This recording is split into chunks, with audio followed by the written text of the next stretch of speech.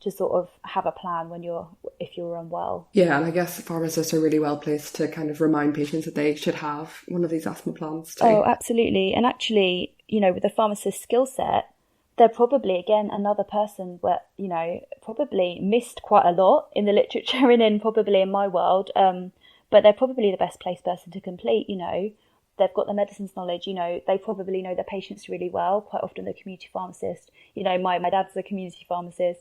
He knows his patients really well. They trust him.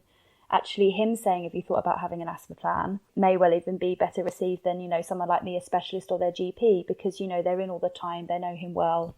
It's a really good time to do it. The other thing being that, the pharmacist perhaps might be the only clinician that ever sees the patient and their inhalers at the same time.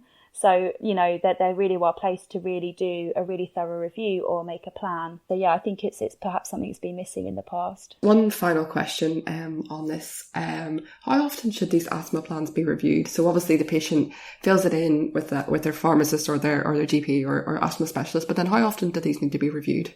So as a specialist, I review it every time I consult with the patient. That doesn't necessarily mean that the pharmacist would have to fill in a new one every time, they fill a prescription.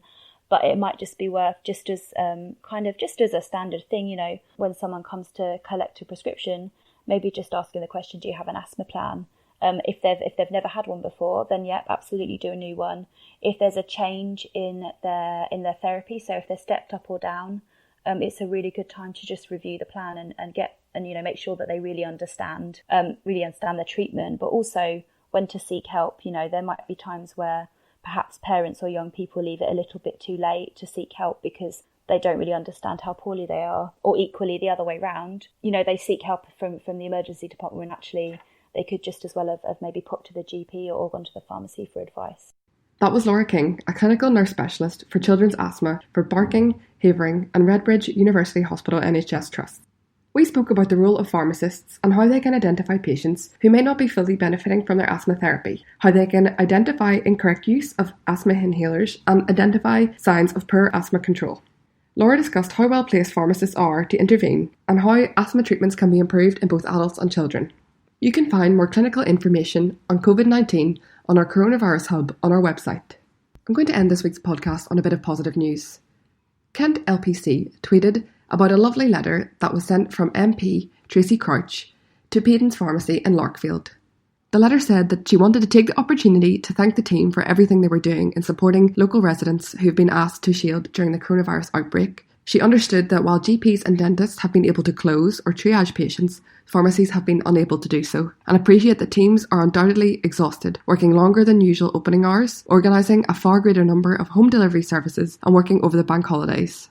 The pandemic has shown just how vital pharmacies are to their local communities, and therefore I will do all I can to ensure the government is supporting pharmacies and that any proposals to close pharmacies are quickly revised. Finally, she says she understands that some local pharmacies have not received adequate PPE, especially at the start of the crisis.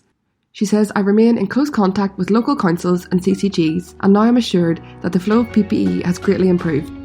Once again, thank you for all your hard work.